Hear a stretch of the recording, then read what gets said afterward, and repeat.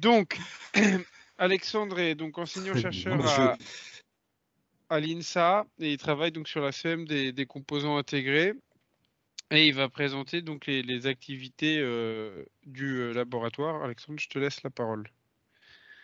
Très bien. Donc, je vais rapidement présenter donc les activités du LAS dans le domaine de la compatibilité électromagnétique et de l'immunité aux décharges électrostatiques. Voilà, donc très rapidement, bon, pour ceux qui ne connaissent pas le LAS, le laboratoire d'analyse et d'architecture des systèmes, donc c'est une unité de recherche du CNRS qui est rattachée à l'Institut des sciences de l'ingénierie des systèmes, ainsi qu'à l'Institut des sciences de l'information et de leurs interactions. Le laboratoire est associé à 5 membres de l'Université de Toulouse. Alors, c'est un gros laboratoire qui accueille 686 personnes, dont 309 membres permanents, 377 chercheurs temporaires. Alors, le LAS mène des recherches dans de nombreux domaines autour d'une thématique commune qui est l'étude des systèmes complexes. Alors, toutes ces recherches s'articulent autour de 4 champs disciplinaires: l'informatique, l'automatique, la robotique, les micros et les nanosystèmes, ainsi que 5 domaines applicatifs que sont la santé et l'environnement, l'industrie du futur, l'énergie, les transports et la mobilité, ainsi que l'espace. Et les chercheurs sont répartis dans 6 départements et 25 équipes. Alors, l'équipe de recherche dans laquelle Fabrice et moi menons nos activités, donc c'est l'équipe ESE qui se trouve là en bas à droite, voilà, au sein du groupe, au sein du département de gestion de l'énergie. Alors, quelques mots sur notre équipe de recherche, donc qui ne fait pas que de la compatibilité électromagnétique. Voilà, ces recherches au sein de cette équipe ESE, elles s'inscrivent autour de la problématique de la robustesse des composants des équipements électroniques dans des milieux agressifs, avec comme source de stress des perturbations électromagnétiques, des décharges électrostatiques ou de fortes températures. Donc, l'équipe ESE, donc, qui signifie en anglais Energy in Severe Environment, elle mène des travaux donc, sur la fiabilité, la robustesse des systèmes électroniques et de gestion d'énergie, avec comme cible les circuits de puissance, mais pas simplement, en fait, tous les circuits associés, les circuits de commande, les circuits de mesure, les circuits de communication. Aussi une cible originale que sont les circuits et les systèmes de récupération d'énergie. Nous adressons différentes problématiques. Voilà, les problématiques liées on va dire, à la CEM, aux perturbations électromagnétiques, harmoniques, mais aussi transitoires, ainsi que les aspects décharge électrostatique. Et on travaille aussi sur des aspects électrothermiques au niveau des boîtiers de circuits. Voilà, maintenant je vais un peu plus me focaliser sur les activités on va dire, en CEM dans notre équipe. Donc on adresse la problématique de la CEM, que ce soit de l'émission ou de l'immunité, on va dire, harmonique et transitoire, mais à une échelle spécifique qui est celle du circuit intégré et des cartes électroniques. Alors, nos activités de recherche peuvent se décliner en quatre axes. Un premier axe lié à la caractérisation des composants pour la CEM, un autre axe lié aux questions de modélisation, un troisième axe autour de l'utilisation de ces modèles pour prédire des problèmes à une échelle plus large, tels que la carte électronique, l'équipement électronique. Et enfin, un dernier axe original, appelé CEM à long terme, sur les interactions du vieillissement et la CEM. Alors, je vais donner quelques éléments sur chacun de ces axes. Le premier axe, autour de la caractérisation CEM des composants, qui vise non seulement à améliorer les méthodes de test, de qualification des composants aux perturbations électromagnétiques harmoniques ou transitoires, mais aussi à améliorer des méthodes permettant d'analyser plus finement les mécanismes des défaillances liées aux perturbations électromagnétiques, les phénomènes de propagation du bruit à l'intérieur des circuits ou sur des cartes électroniques, et les sources de rayonnement. Voilà. On peut citer par exemple de nombreux travaux autour de l'utilisation du scan champ proche ou le développement par exemple de capteurs dédiés sur puces pour étudier la propagation des perturbations et leur propagation à travers un circuit intégré. Alors quelques exemples de travaux, de projets, là, des exemples pris autour du scan champ proche. Voilà, un premier projet, un projet ANR Imatari, dédié à l'injection champ proche localisée au niveau d'une puce électronique. Voilà, différentes applications, bien sûr des applications pour l'étude de l'immunité des circuits intégrés aux perturbations électromagnétiques, mais aussi les aspects sécurité des circuits cryptographiques, et c'était l'enjeu de ce projet, mais aussi d'autres applications comme une injection localisée de faute, notamment pour valider, analyser la sûreté de fonctionnement des circuits. Donc, dans ce projet, par exemple, on a testé la faisabilité d'une injection à 7 échelles au niveau d'une puce, et on a étudié, modélisé l'interaction entre une sonde d'injection et les structures du circuit intégré. Voilà. On a d'autres travaux utilisant aussi le scan champ proche, voilà, pour améliorer l'investigation de la CEM au niveau composant ou carte électronique. Deux exemples ici, par exemple, un travail en lien avec l'IRT Saint-Exupéry dans le cadre de la thèse de Sébastien Serpot pour améliorer finalement le temps de mesure du scan champ proche, voilà, en proposant des méthodes d'échantillonnage adaptatif de l'espace. On peut minimiser le nombre de points pour reconstruire derrière un scan champ proche via une méthode d'interpolation. Voilà. Et en diminuant par un facteur 5 ou 10 le nombre de points, on est à même de diviser par 5 ou 10 le temps de mesure, ce qui n'est pas rien.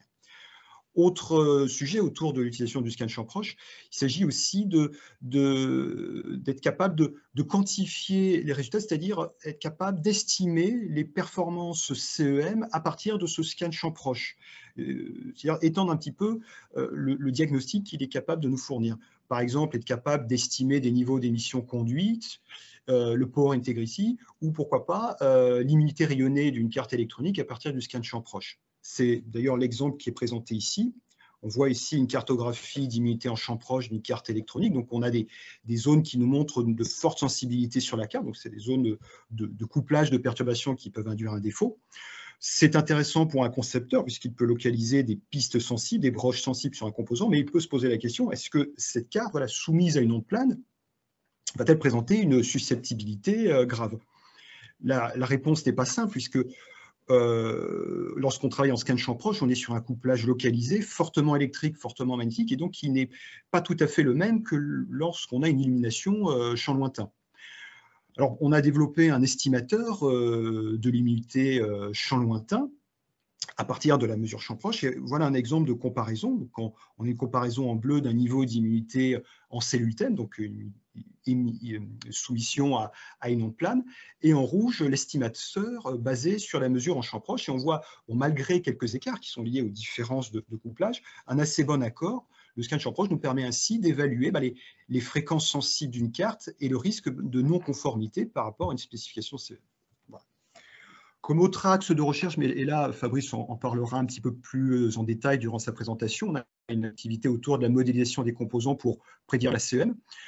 On voit le circuit finalement comme une boîte noire où finalement en tant qu'utilisateur on a assez peu d'informations, donc on se pose la question voilà, de modéliser le comportement électrolytique du composant, du circuit, efficacement, précisément, de manière la plus standard possible, sans compromettre la propriété intellectuelle du fabricant. L'objectif étant d'avoir finalement une brique modélisant le circuit intégré qu'on va pouvoir inclure aussi facilement que possible dans un modèle représentant la carte, l'ensemble des composants, des câbles, etc., etc. Donc là, quelques exemples de projets.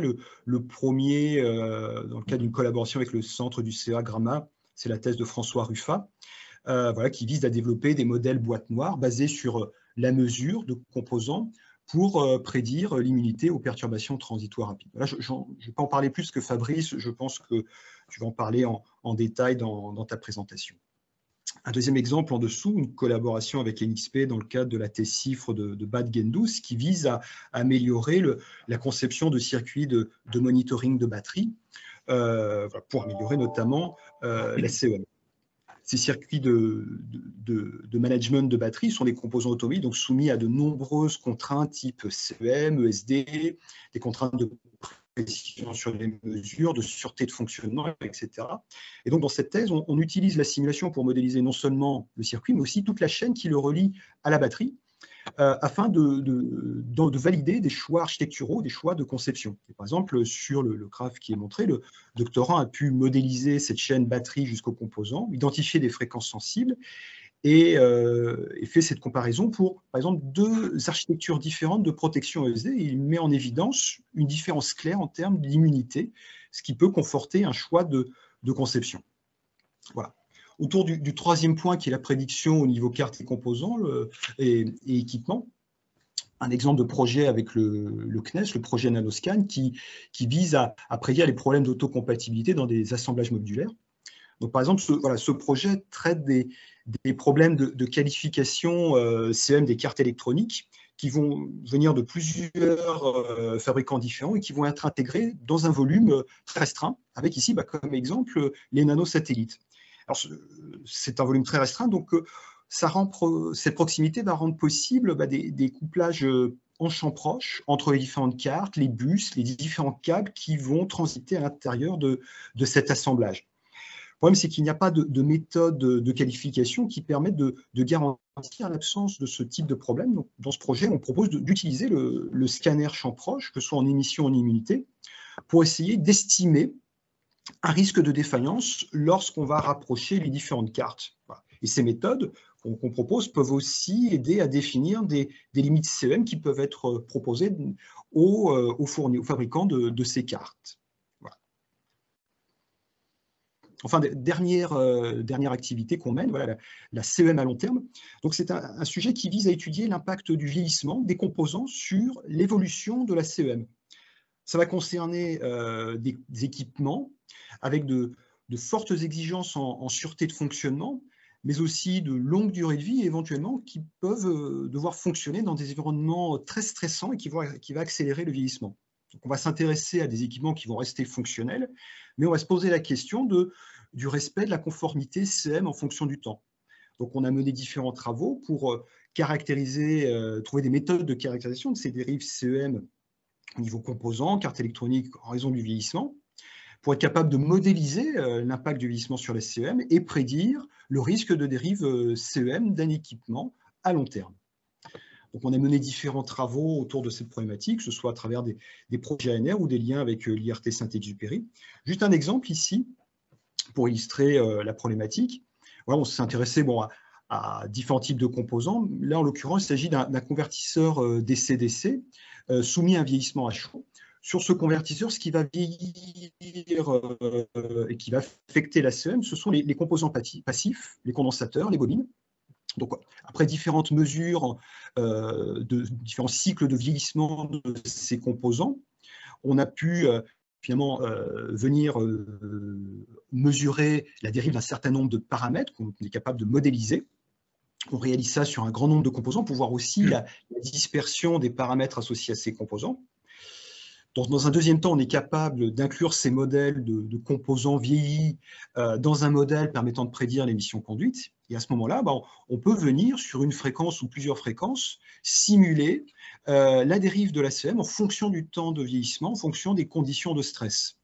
Comme on a aussi finalement une idée de la dispersion des paramètres des composants vieillis, on est capable finalement de simuler aussi la dérive de la dispersion des niveaux d'émission en fonction du temps. Et en fixant une limite d'émission maximum, on est capable aussi au cours du temps de calculer un risque de non-conformité, voilà ce qu'on appelle ici le failure probability, calculer ce risque de non-conformité en fonction du temps. Voilà pour le tour d'horizon de nos activités de recherche. Voilà, donc toutes ces recherches s'appuient sur des outils, bien sûr logiciels, mais aussi des moyens d'essai. Donc on dispose d'une plateforme de mesure CEM, ESD, transitoire électrique rapide, sur circuit intégré, mais aussi petit équipement électronique. Donc on dispose par exemple de chambres anéchoïques pour faire des mesures d'émission ou d'immunité rayonnée sur des petits équipements. Mais ensuite on dispose de moyens d'essai CEM classiques pour de l'émission conduite au niveau câble, carte.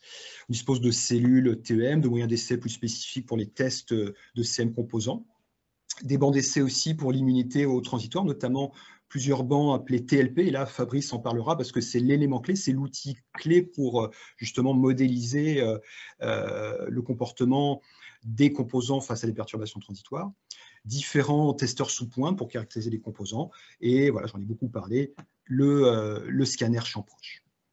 Voilà. Merci pour votre attention. Et si vous avez des questions, n'hésitez pas.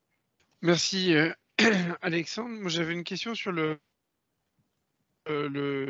les analyses sur le vieillissement, du coup, c'est vous prenez des composants et vous faites des tests enfin in situ, donc vos mesures courant tension au cours de tests de vieillissement sur des cycles de vieillissement accélérés ou sur des cycles, on va dire, un peu classiques. Non, non, c'est sur. Effectivement, on est obligé d'accélérer le vieillissement parce que fort heureusement, les composants sont relativement robustes. Donc, on se place, enfin, on identifie des conditions de stress bon, qui vont être représentatives finalement de la durée de vie et du profil de mission. Mais par exemple, oui, on va par exemple faire vieillir à chaud, tu vois, à 125 degrés, voire 150 degrés. Alors, il faut bien sûr ne pas non plus surstresser les composants. Et effectivement, pendant ce cycle de vieillissement, on va régulièrement venir mesurer un ensemble de paramètres, les paramètres qu'on a judicieusement choisis pour vérifier que le composant n'est pas cassé, mais principalement des paramètres qui vont nous aider derrière à modéliser l'impact de ce vieillissement sur la CEM. Par exemple, là, je parlais du vieillissement de condensateurs et d'inductance. Finalement, ce qu'il faut impérativement modéliser, c'est l'évolution de l'impédance complexe. Voilà, donc en fait, ici, on va surtout, on peut regarder d'autres paramètres, mais on va surtout suivre l'impédance complexe et derrière, suivre par exemple des variations de capacité, de SR, de valeur d'inductance, de capacité parasite, etc. etc. D'accord. Il y a Jean-Marc qui a une question. Oui, oui, bonjour à tous. Bonjour Jean-Marc. Bonjour Alexandre et Fabrice. Justement, on a un peu la même question là sur le vieillissement. On est un peu tous concernés par ce problème. Quels sont les indicateurs CEM que vous prenez en compte? Alors, j'ai vu sur les graphiques rapidement que c'était le niveau d'émission, c'est ça? De voir le niveau d'émission qui dérivait en fonction du vieillissement. Mais ma question, donc le niveau, il doit bouger, c'est ça? Les émissions, vous vérifiez le niveau d'émission. Enfin, quels sont les indicateurs, on va dire CEM, qui montrent que la CEM bouge avec le temps? Et qu'en est-il de la fréquence, justement? Parce que, justement, tu as bien dit que c'était les composants passifs qui aussi vieillissaient, donc ils vont agir à la fois sur les niveaux d'émission, mais sur les fréquences vont bouger quelque part. Voilà, quelques petites réflexions là-dessus, petits commentaires. Oui, alors oui, enfin, nous, ce qu'on regarde, c'est principalement oui, les niveaux. Alors, si on est sur une problématique d'émission, effectivement, on va surtout essayer de voir si le spectre augmente. Alors, on ne va pas forcément s'intéresser à une fréquence toute faible, vérifier qu'elle est montée. Non, tu vois, par exemple, sur cette courbe, on a uniquement montré l'enveloppe. C'est surtout ça qu'on va regarder. Est-ce que l'enveloppe montre quelque part une tendance à l'augmentation? Voilà. Ouais. Et à partir de là, et la définition d'une limite d'émission maximum, on va pouvoir calculer si on a une distribution quelque part des dérives de composants, calculer une probabilité de risque de non-conformité au bout d'un certain temps. Voilà.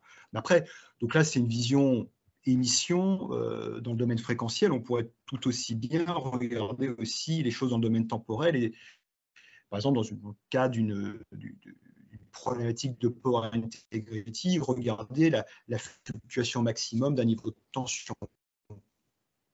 Ou si, par contre, on travaille aussi sur de l'immunité, la variation du niveau d'immunité, est-ce qu'il faut un peu plus ou un peu moins de niveau de perturbation pour induire le même défaut? Voilà.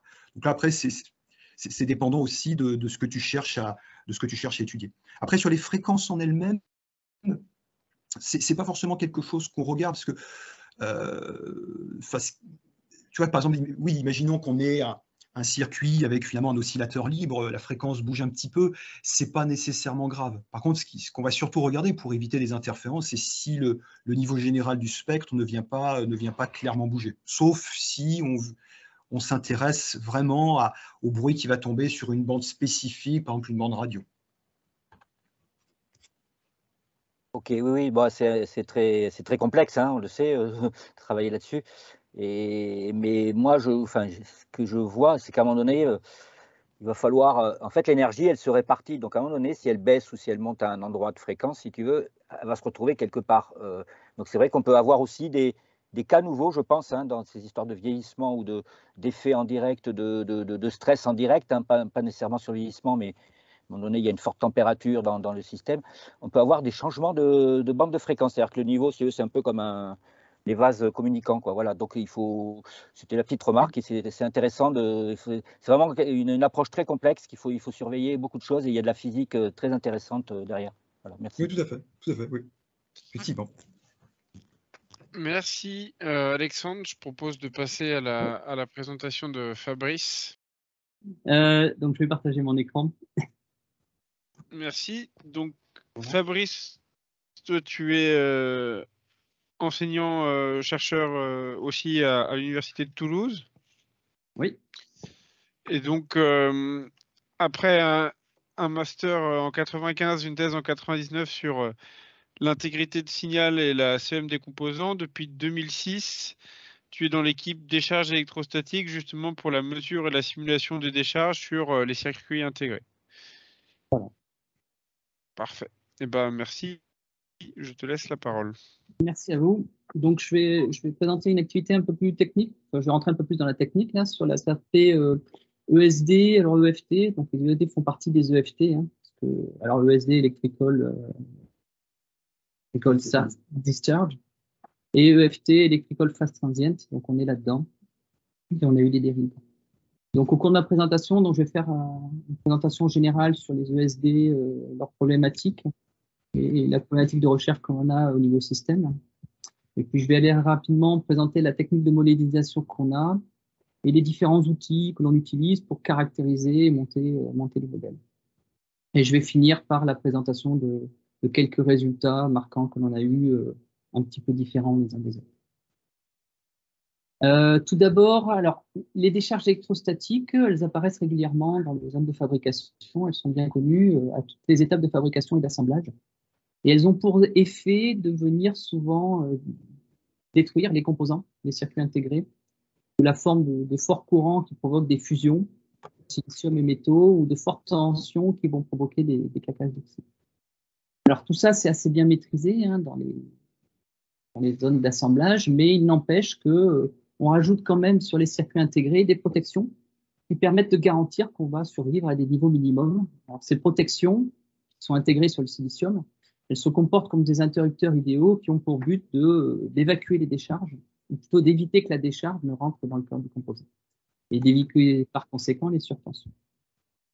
Alors quand on fabrique un composant complexe, donc on a plusieurs broches, et donc chaque broche doit être protégée, et on s'assure aussi de développer ce qu'on appelle une stratégie de protection sur les circuits intégrés, qui garantissent que quel que soit le chemin que va prendre la décharge entre n'importe quelle broche, je vais avoir un chemin pour évacuer la décharge sans passer par le composant.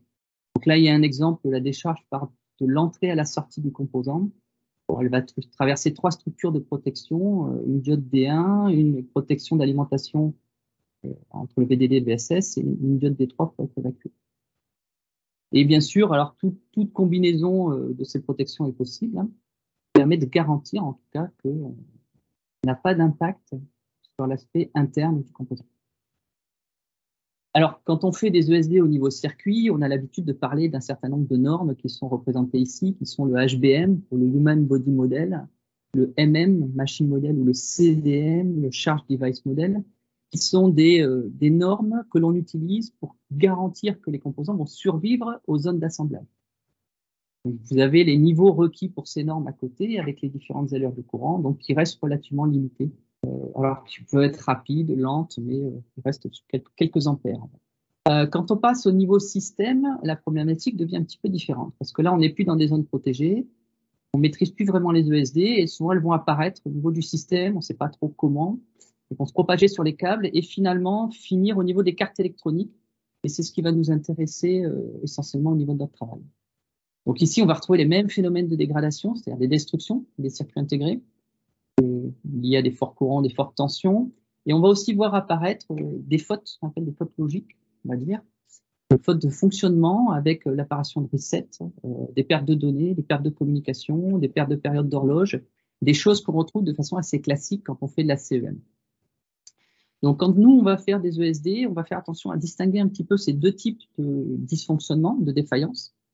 Et on va parler de défaillance matérielle quand on va aller vers la destruction de composants, ou de la défaillance fonctionnelle quand on va voir apparaître tous ces phénomènes de génération de fautes.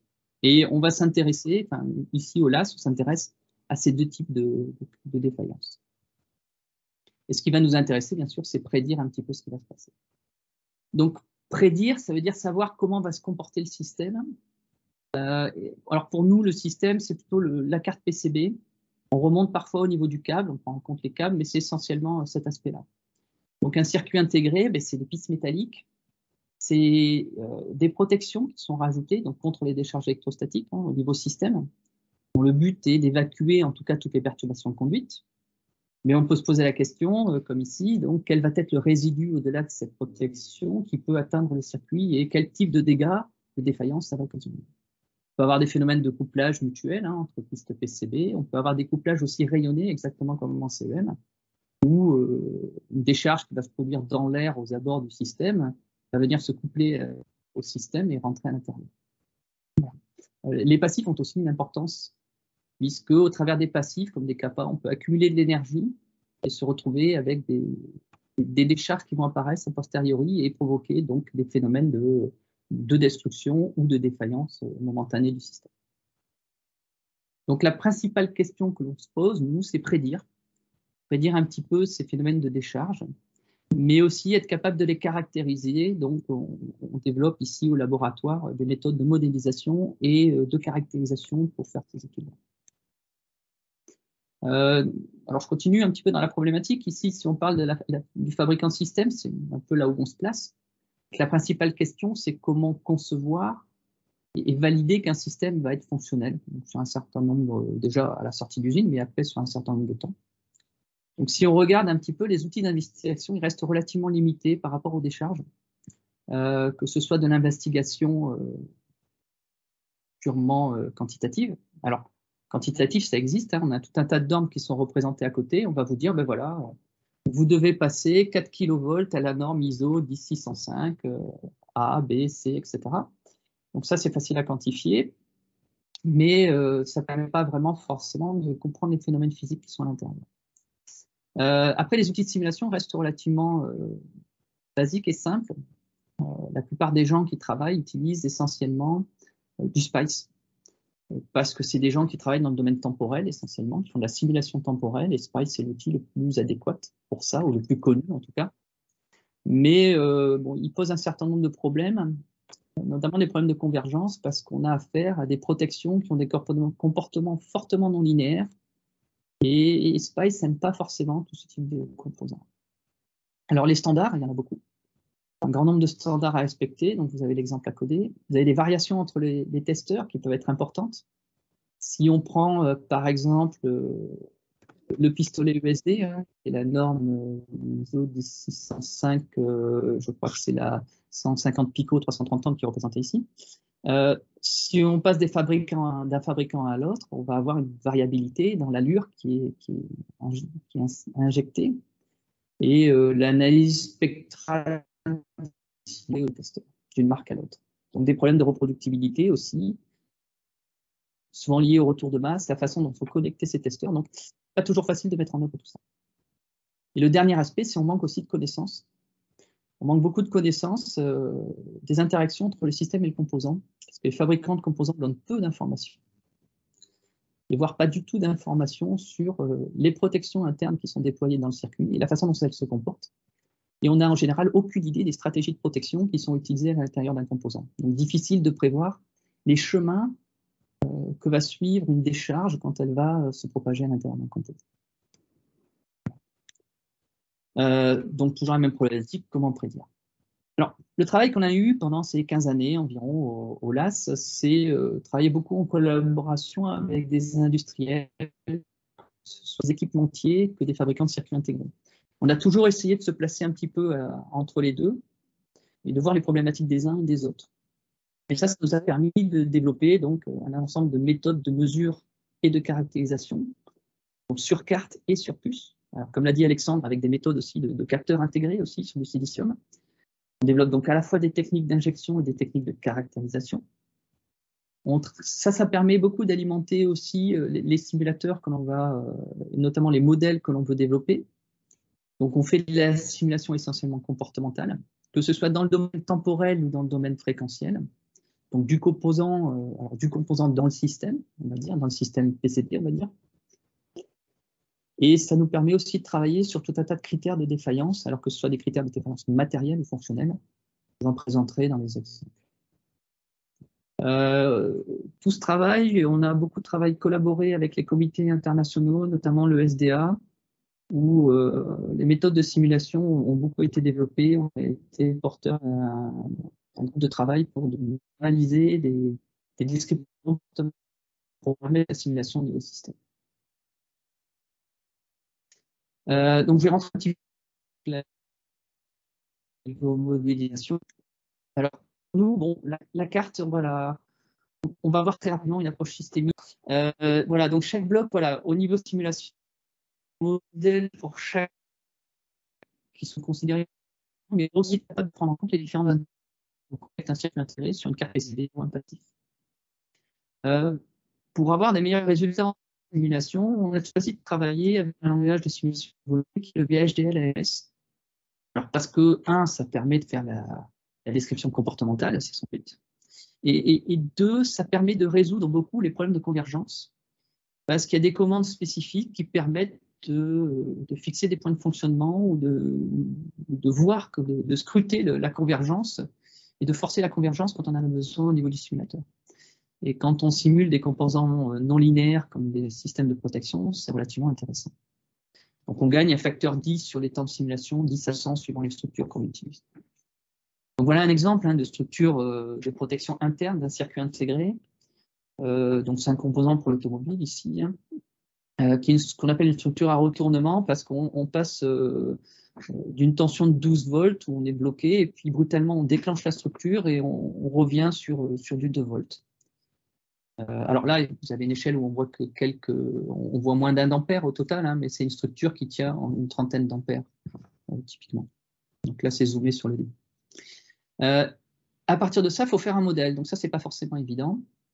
Et faire un modèle, la première approche qu'on peut avoir, qui est classiquement utilisée, c'est faire un modèle SPICE équivalent à cette structure qui pourrait ressembler à ce schéma électrique. Alors tout de suite, on voit que faire fitter des paramètres depuis une mesure sur ce genre de schéma électrique, c'est difficile, sachant que le constructeur ne donne rien comme information de protection. Donc faire une mesure et venir après fitter, voilà, c'est beaucoup de travail. Et, pour après se retrouver parfois confronté à des problèmes de convergence. Donc ce qu'on décide ici, c'est de travailler plutôt directement sur les mesures. On a une approche simplifiée où on va ne considérer que des modes de fonctionnement dans certains états et on travaille sur des graphes d'état. Donc des machines à état qui vont être implémentées dans les simulateurs et avec des critères qui nous permettent de passer d'un état à l'autre. Par exemple, on a dépassé le VT, donc on passe à l'état Aeron, etc. Alors, sur le schéma, ce type de structure, il y a des fortes discontinuités, beaucoup plus que le schéma électrique équipement, hein. Mais le VHDL permet de résoudre ça. Voilà pour la comportementale du composant que l'on peut avoir. Et c'est ça qu'on va rentrer dans l'ensemble du système. Donc voilà un petit peu le type de simulation qu'on monte, hein. Donc, ce qui nous intéresse, c'est essentiellement un circuit intégré. Donc, je vous ai montré un petit peu comment on modélise la protection du circuit intégré. Donc, soit par des mesures que l'on va faire, soit par des simulations, hein, des simulations 3D des structures de fonctionnement. On va monter les réseaux de protection, donc ce que je vous ai parlé au début, la stratégie de protection de tout le composant. Et ça va vous permettre déjà de faire une première estimation des chemins de courant suivi par une décharge quand elle va pénétrer dans un composant. Ce qu'on rajoute aussi, c'est on veut être capable de simuler l'aspect fonctionnel, c'est-à-dire savoir quand on a un arrêt de la communication, un reset, ce genre de choses. Donc il va falloir développer aussi un modèle de cœur du circuit et là encore peut-être des critères de défaillance qui sont rajoutés. Donc on monte comme ça un modèle comportemental de notre circuit intégré. Donc on peut rajouter donc, ce qu'on connaît, un PDL, des fichiers IBIS, toute une information qui vont nous aider à faire le schéma équivalent de ce circuit intégré. Et puis on va faire une simulation de système en rajoutant des modèles de PCB qu'on connaît bien, des modèles de passifs aussi, les éléments de mesure, les modèles de stress, voilà, les connecteurs, voilà. Et tout ça va nous permettre de faire une simulation qui va être du go-no-go par rapport aux critères de défaillance qu'on a pu spécifier au niveau du circuit intégré.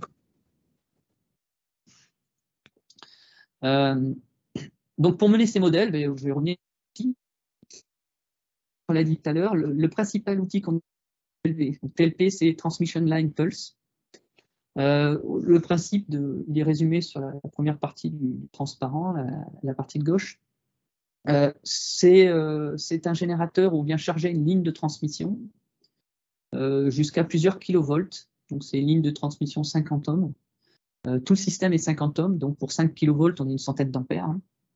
Et on vient, au travers de relais, décharger cette accumulation d'énergie, donc cette ligne chargée, dans un système sous test.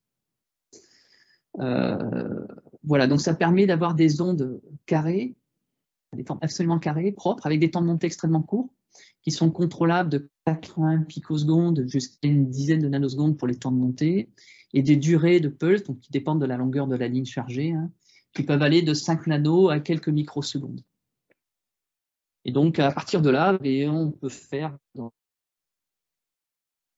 vous ai montré, et puis on complète ça avec ce qu'on appelle un boîtier de TDR pour faire de la réflectométrie temporelle, donc time domain réflectométrie, qui nous permettent de séparer des pulses réfléchis et d'avoir une caractéristique un petit peu au niveau du composant. J'en parlerai aussi un petit peu dans les exemples. Donc l'intérêt, c'est bien ça, hein, on contrôle parfaitement les allures, on a un carré quasiment parfait, avec un système sous test qui est parfaitement 50 ohms jusqu'au composant, et donc on rentre dans des choses assez conventionnelles au niveau de la mesure, puisqu'on est parfaitement 50. Ce que l'on sait faire à partir de là, on développe nos propres TLP, on développe aussi des TLP qui vont nous permettre, avec tout un tas de composants, de se rapprocher d'un certain nombre de formes normatives. Alors, par exemple, le pistolet ESD nous pose beaucoup de problèmes parce que le problème du retour de masse de ce pistolet est compliqué. On a des allures différentes à chaque fois qu'on l'utilise et donc, du coup, il est très difficile de reproduire des phénomènes, de surtout comprendre ce qui se passe. Donc, en développant des systèmes avec des qui peuvent qui est représenté ici, on peut analyser, simuler et comprendre ce qui se passe. Autre outil qu'on utilise de façon classique, même sur les ESD, c'est le scan champ proche. Donc Alexandre en a parlé tout à l'heure, hein, sur les aspects EMC. On permet de faire une région, par exemple, et savoir, en fonction des niveaux injectés de stress ESD sur des boucles de champ magnétique, par exemple, de savoir quelle va être la susceptibilité d'un système à un champ rayonné, une décharge rayonnée. Mais on s'en sert aussi dans l'autre sens, c'est-à-dire qu'on veut scruter le champ généré par le système sous test, la petite photo que vous avez en bas à droite, qui permettre au courant qui circule à l'intérieur du composant. Et donc, on a développé des algorithmes qui permettent de faire des vidéos, on voit les décharges électrostatiques se propager à l'intérieur des systèmes. Là, vous avez eu une image. Et ça nous a, par le passé, bien aidé à comprendre passer les courants, surtout quand ils ne passaient pas du tout par les chemins attendus, et puis qu'on n'avait pas de courant dans la masse, par exemple, après une décharge. Donc, c'est des outils qui sont relativement importants pour nous. Sur le transparent suivi, on présente une technologie d'impression 3D qu'on a développée au EAS qui permet de faire des dépôts métalliques en 3 dimensions et à partir de laquelle on développe des sondes, notamment des sondes ici du champ magnétique, qui nous permet d'avoir des fréquences qui marchent avec des fréquences de quelques gigahertz. Ici, donc vous avez le facteur de qualité qui est reporté de la sonde qui est ici, avec une qualité différente, là, des fréquences qui sont dans les 3 GHz. Donc ça, c'est intéressant pour nous parce que ça nous permet de monter dans l'analyse dynamique des systèmes. Ça nous permet aussi de venir placer des sondes dans des endroits un petit peu réduits et faire l'analyse de système in package ou système on chip. Donc c'est un petit peu l'objectif que l'on a avec ce type de sonde. Alors après, elles sont petites, donc elles ont une faible sensibilité, mais comme on travaille avec des signaux assez forts, c'est pas très gênant pour nous. Des techniques de caractérisation, c'est des fréquentiels. Donc, on fait de l'analyse fréquentielle, mais il faut faire de l'analyse de systèmes non linéaires. Donc, système fréquentiel en système linéaire, bon, une raie donne une raie. En système non linéaire, on envoie une raie, donc un sinus, on obtient une multiplicité. Parfois, composante continue, donc une nouvelle problématique apparaît. On va travailler le temporel en faisant de la réflectométrie, donc en utilisant le générateur TLP. Je vous donne des temps de montée qui sont de l'ordre, qui sont inférieurs à la centaine de picosecondes. Donc on peut venir faire de coefficient de réflexion des nombres qu'on va pouvoir analyser. Ce qu'on a fait, donc on a pu remonter à des informations fréquentielles qui permettent de modéliser en tout cas des composantes non linéaires, comme une structure à retournement que je vous ai montré. Et ça nous a permis, par exemple, de resimuler le déclenchement d'une protection. Donc, c'est ce que vous avez en bas à gauche sur le transparent dans le domaine temporel. C'est la simulation fréquentielle, ce modèle fréquentiel qui nous permet d'obtenir une simulation temporelle. C'est des connecteurs totalement. Vous avez plus la présentation là, on me dit. Ouais. Ah si, moi j'ai la slide 17, mais... Bon, l'étudiant à côté de moi ne voit pas toujours vraiment en temps réel alors. Donc voilà, donc ça nous permet notamment d'estimer le résidu qui va passer au-delà de la protection, c'est-à-dire qu'une protection, on voit qu'elle déclenche en un peu moins d'une nanoseconde, mais qu'il y a quand même un pic de tension de 300 volts qui va passer au-delà de la protection, par exemple. Et c'est ça qu'on cherche à visualiser. Je vais montrer quelques exemples. Je vais essayer d'être un petit peu rapide, parce que je vois que le temps passe. Donc dans le transparent 20, je ne sais pas si vous arrivez à suivre, on a mesuré la protection interne du composant, et à partir de là, on a fait un modèle équivalent sous la forme d'un graphe d'état, exactement ce que je vous ai présenté tout à l'heure. Et c'est ce modèle-là qui va être entré dans la simulation de la carte électronique. Et on va chercher à savoir comment se comporte le système quand je mets la capacité de découplage ou quand je ne mets pas cette capacité de découplage en parallèle. Donc, on valide l'approche au niveau du transparent 21. On valide l'approche en utilisant le TLP, bien sûr. Comme on maîtrise bien le générateur, on peut facilement le reproduire en simulation. Et de comparer mesure et simulation et de dire notre modèle est correct ou notre modèle est à côté de la plaque. Et donc, on peut s'apercevoir qu'en général, avec le TLP, si on monte bien notre étape de simulation, on a une assez bonne corrélation.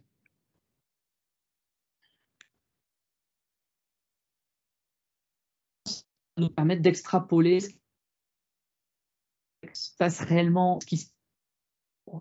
dans le composant, où vous avez en transparent 22 ici la représentation du courant qui traverse la protection ESD du composant quand on injecte 2 kV HMM, donc du pistolet ESD, sur le composant directement. Donc ce qu'on peut voir, c'est que sans la capacité, on a un pic de 12 ampères qui apparaît, et on suit à peu près la forme du pistolet. Et quand on met la capacité, donc on a réduit ce pic, et on a une forme oscillante qui apparaît. Donc l'intérêt de ça, c'est de valider de la simulation, mais on va le corréler aussi à des critères de défaillance. Donc c'est le transparent 23. Ce critère de défaillance choisi ici, c'est par exemple la casse du composant en fonction de l'énergie qui est injectée dans le composant. Donc on va mener une simulation temporelle, on va calculer dans cette simulation temporelle l'énergie pas à pas, et petit à petit, du coup, on va pouvoir regarder si l'énergie qui est dans le composant correspond à l'énergie de défense du composant lui-même. Donc ça a été mené avec Freescale notamment, et le transparent 24, il va peut-être mettre un peu de temps pour apparaître. Il compare différentes configurations, donc du stress TLP en simulation et en expérience. Donc en simulation, la structure toute seule qui tient le dernier niveau, c'est 9,5 ampères. L'expérience a montré que ça tenait 10,5. Alors après, ça casse. En mettant une diode Zener en parallèle, on monte à 32 ampères en simulation, 32,1 en simulation. L'expérience nous donne 32 ampères. Et si on fait la même structure avec une injection avec le pistolet, donc le gun ESD, sans la structure de protection en ajout, on tient 4,7 kV pour 5 kV mesurés. Et avec une protection supplémentaire, on tient 15,5 kV. Et alors que en simulation et l'expérience nous a donné 14,5 kV avant défaillance.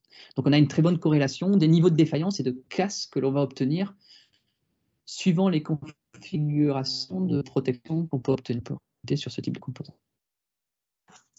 Je vais continuer avec un autre cas d'étude, un peu rapidement. Alors ici, c'est le cas d'un régulateur, composant simple, qui n'a pas beaucoup de broches. C'est un régulateur DC-DC. On s'intéresse ici à sa fonctionnalité, notamment, et à la façon dont il va être capable de maintenir la tension de sortie quand, sur son entrée, arrive une décharge électrostatique. Donc le composant, il n'a pas beaucoup de broches, il a une entrée, une sortie, une masse, et il a un signal de reset qui permet de mettre en reset le contrôleur qui est derrière si jamais j'ai un défaut de régulation. Donc on va contrôler notamment le reset par exemple ici. Donc le modèle, toutes les protections ont été mesurées, elles sont représentées sur ce graphe 25. Donc les principales, c'est entre l'entrée, la sortie et la masse. Et on va monter la stratégie de protection du composant avec ces modèles de protection. On va rajouter une fonctionnalité au niveau du cœur du composant et des critères de défaillance fonctionnels à ce niveau-là. Bon, voici le schéma complet en 26. Donc on retrouve alors les carrés bleus, là, ce sont les protections ESD, à quelles sont associées leurs capacités équivalentes. On rajoute les éléments parasites RLC qu'on peut trouver dans IBIS, des broches d'entrée-sortie par exemple. On a rajouté une fonction régulation, donc sans savoir, à partir de datasheet, hein, et on a rajouté un bloc de détection d'erreur qui va générer la broche reset quand on dépasse certains niveaux, quand la régulation n'est plus respectée. Voilà. Donc les simulations ont été menées. Donc dans un premier temps, donc je suis transparent 27 ici, en injectant du TLP. Donc ici, c'est 600 volts, 12 ampères qui sont injectés pendant une durée de 100 nanosecondes. Donc on voit bien l'entrée qui est perturbée, donc avec une charge progressive. Alors, système complet, hein, avec la régulation qui est mis autour du régulateur, hein, bien sûr. Et ce que l'on observe, c'est surtout, et on a une très bonne corrélation typiquement entre la régulation que l'on obtient en sortie et ce que l'on a aux mesures. Voilà. Donc à partir de là, on peut bien prédire. Bon, la même chose, j'arrive plus à bouger, c'est moi qui ne peux plus me déplacer, voilà. La même chose a été fait avec un pistolet, où donc là on a envoyé 8 kV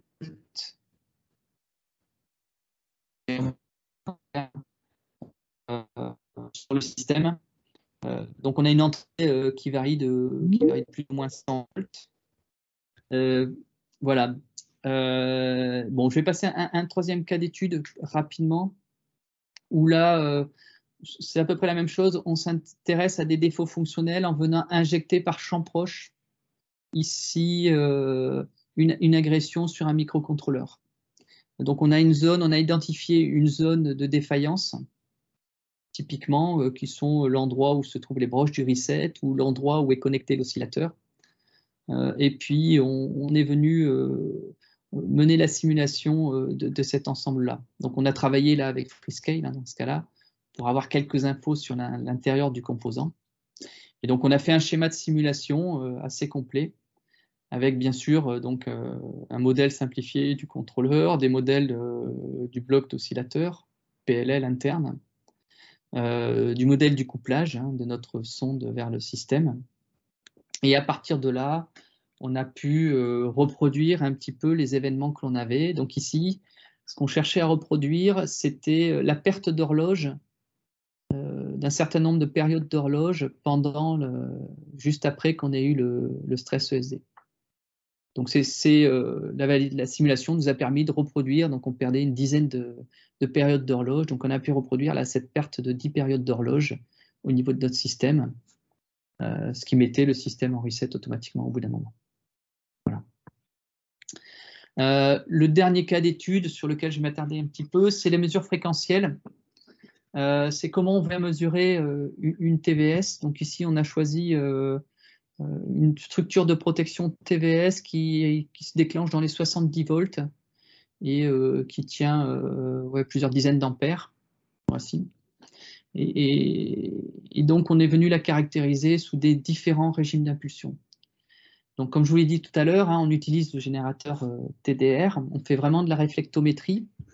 Et pour valider un petit peu cette première approche, on a commencé à travailler sur des composants parfaitement linéaires, donc notamment des capacités CG0 qui tiennent relativement bien la puissance, qui ne bougent pas trop en fonction de ça.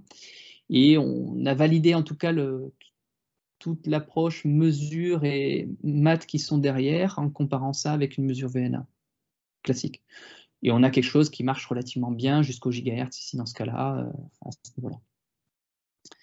Et du coup, on a pu appliquer ça, donc là je suis au transparent suivant, sur la mesure de cette TVS, et on s'intéresse par exemple à la réponse fréquentielle de ma protection en fonction de la puissance injectée ou du stress injecté. Donc, ce que vous pouvez vous apercevoir, c'est que entre une protection qui n'est pas déclenchée, qui se comporte plutôt comme une capacité, à une protection à 100 volts qui est en voie de déclenchement ou qui est déclenchée à 500 volts ou à 2 kV, jusqu'à 2 kV, on est capable d'extraire le profil fréquentiel du composant sous ce régime d'impulsion. Donc, c'est 2 kV et 40 ampères ici. Voilà. Donc, jusqu'à peu près 1 GHz. Après, on a quand même un petit peu de bruit. Et l'intérêt de ça, voilà, c'est que ça nous permet, bien sûr, de reproduire, en tout cas, le comportement de la mesure, où on peut reproduire aussi bien avant l'injection, avant le déclenchement de la protection, donc à 50 volts, ou à 2 kV, reproduire assez précisément, en tout cas au point de mesure, le comportement de notre système. Alors ici, on est un peu écrété au niveau de la mesure, mais l'oscillo est sorti, enfin, la mesure est sortie un peu du gabarit de l'oscillo. Voilà pour les cas d'études. Juste les différents projets, il y en a eu pas mal depuis une bonne dizaine d'années. Il y a eu des laboratoires communs par le passé avec Freescale, beaucoup de travaux avec Freescale, 2 projets ANR. On a eu pas mal de contrats individuels avec aussi bien des fabricants de circuits intégrés que des équipementiers, alors essentiellement automobiles, donc, comme vous voyez, et transport, on va dire. Et on travaille essentiellement actuellement au travers de 2 labos communs, un avec le CEA de Gramma, donc c'est les travaux fréquentiels que je viens de vous présenter, qui fait l'objet d'une thèse actuellement, et aussi du laboratoire commun avec NXP. Voilà. Merci pour votre attention. Si vous voulez plus de détails sur tout ça, on a publié un bouquin sur les méthodologies de protection des systèmes. Merci à vous. Merci Fabrice. Alors, est-ce qu'il y a des gens qui ont des questions dans le... N'hésitez pas à les poser dans la conversation. Moi, j'avais une première question pour commencer. Quand tu fais les mesures par réflectométrie, qu'après tu repasses en temporel, c'est parce que tu as dit c'est un système non linéaire au final que tu remodélises comme ça. C'est quoi le signal que tu envoies en entrée? C'est une impulsion ou c'est le signal d'excitation, l'injection? Les signaux d'excitation, c'est une impulsion ici. D'accord. Voilà. Alors après, comme on le voit sur le transparent 30, je sais plus, je vois pas, 34, on peut voir que la réponse fréquentielle n'est pas la même suivant la puissance injectée. Et donc, l'idée, c'est d'aller vers des systèmes un petit peu intelligents où on va rentrer des paramètres fréquentiels, donc plusieurs paramètres fréquentiels, et le système va, au niveau simulation, va aller chercher quelle est la bonne réponse fréquentielle à apporter pour simuler. D'accord. Et oui, comme on est non linéaire, la réponse fréquentielle n'est pas la même suivant la puissance injectée. Je vois que Jean-Marc a une question. Oui, vous m'entendez? Oui. Oui, parfait. Merci Fabrice pour cette présentation. J'ai deux questions qui sont pas, qui en fait, c'est des questions, j'allais pas dire pièges, mais c'est des questions qui sont sujets, qui sont très techniques, mais qui sont sujets peut-être à des problématiques particulières. Sur les sondes intégrées que tu as montrées, donc c'est au niveau silicium, hein, c'est ça que vous arrivez à intégrer les capteurs là autour d'un circuit. Oui. La question, c'est comment vous instrumentez ça? C'est avec comment vous récupérez les mesures? C'est un échantillonneur embarqué, dédié, ou c'est un oscilloscope, ou c'est un laser de spectre? Quel type de mesures vous récupérez? Euh, en fait, après, donc là, on a des sondes, elles ont été développées sur un petit support en verre. Donc, on les a déjà caractérisées sous pointe et après, on les a montées sur un petit support PCB et elles sont montées sur un connecteur SMA. D'accord. Et donc, ça va à un oscilloscope ou un analyseur de spectre, de réseau ou de choses comme ça? Analyseur de réseau, donc ça, on a fait les caractérisations. Donc après, bon, on a toute une étape de déembedding hein, pour maintenir les quelques gigahertz, parce que forcément, quand on monte ça sur des petits bouts de PCB, même s'ils sont très fins, hein, on a essayé de miniaturiser au maximum.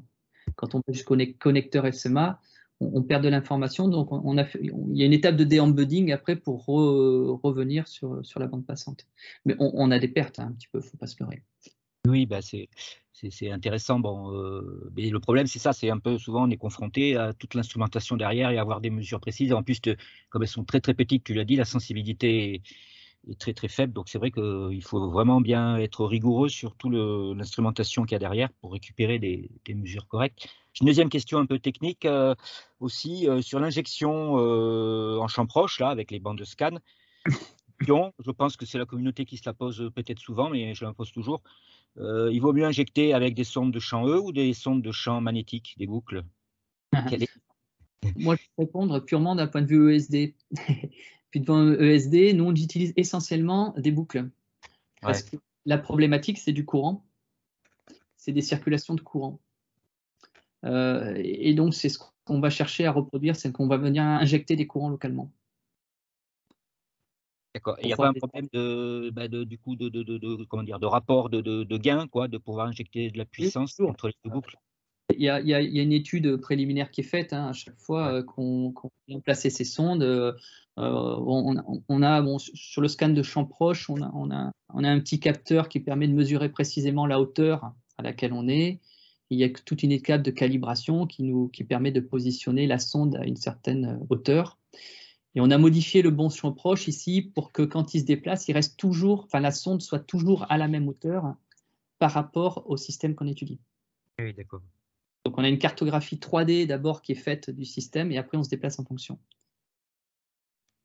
Okay, la hauteur est importante pour ouais, c'est des petits problèmes techniques, tu vois, là, mais c'est quand même c'est problématique. Hein, voilà, il faut vraiment. Ok, merci de ta réponse.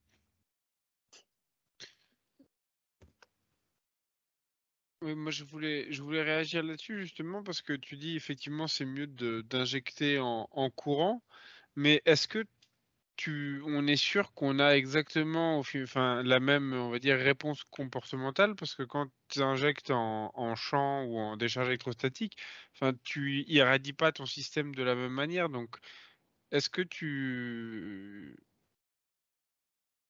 comment on fait pour être sûr qu'on a effectivement la même réponse entre les deux, quoi? Alors, en général, on illumine du bonding ou des pistes PCB. On se passe en général relativement proche. Quand on veut comprendre ce qui se passe, on vient se placer proche des plots d'entrée-sortie des composants ou des pistes métalliques pour le couplage, justement. Et souvent, c'est la simulation qui arrive à nous dire que finalement, c'est bien ce couplage-là, c'est bien le phénomène que l'on a. On pourrait prendre un petit senseur, en fait, sur une pièce en polystyrène, en bois. Oui, ça va faire un truc imprimé en 3D, ça ne coûte rien. Et voilà, enfin, peut-être le plastique, il faudrait voir s'il n'impacte pas la fonction de transfert. Mais, J'espère que j'ai répondu à la question. Oui, oui.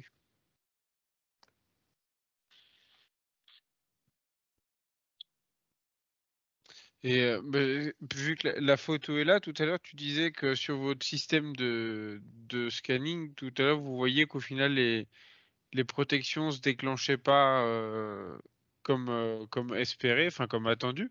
Et du Oui. coup, vous en faites quoi de ça? Non, en fait, on a développé le système de suivi de courant justement parce qu'on injectait dans un composant, un système, hein, et on avait mis un système de mesure avec une résistance 1 ohm sur la masse et on s'est dit, ah, mais tiens, on injecte je ne sais plus combien d'ampères, une dizaine d'ampères et il n'y a rien dans la masse. Donc on s'est posé des questions et on a cherché à comprendre par où passait le courant. Et en fait, on avait une mauvaise estimation de la stratégie de protection qu'avait fait le constructeur. Alors, il ne nous la donne pas, donc on l'a estimé à partir de nos mesures, hein. Et en fait, on s'est aperçu que le courant était évacué vers le VDD, essentiellement. Donc, c'est-à-dire que toute la décharge, elle ne part pas dans la masse, mais elle part sur le VDD.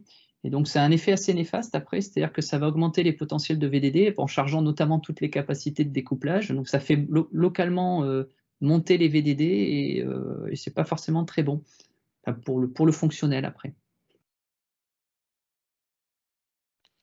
Oui, parce qu'en plus, tu n'as pas forcément des systèmes limitants à cet endroit-là, donc tu peux aussi... En général, on n'en a pas d'ailleurs, parce qu'on ne s'attend pas à ce que le courant il vienne du composant. Oui. Voilà. Mais voilà, quand on rajoute une dizaine, voilà, on a des composants qui peuvent faire passer, les composants de protection, ils peuvent faire passer une vingtaine d'ampères pendant une centaine de nanosecondes, voire quelques centaines de nanosecondes. Et même sur une capa, bon, ça peut faire monter de quelques volts, quoi, hein. On l'a observé, hein, par la suite, hein, sur d'autres types de composants où ouais, on avait des pertes de fonctionnalité parce que les VDD s'étaient décalés, parce qu'on partait en mode recess de protection automatique des watchdogs, etc. du système à cause de ça. D'accord, merci beaucoup.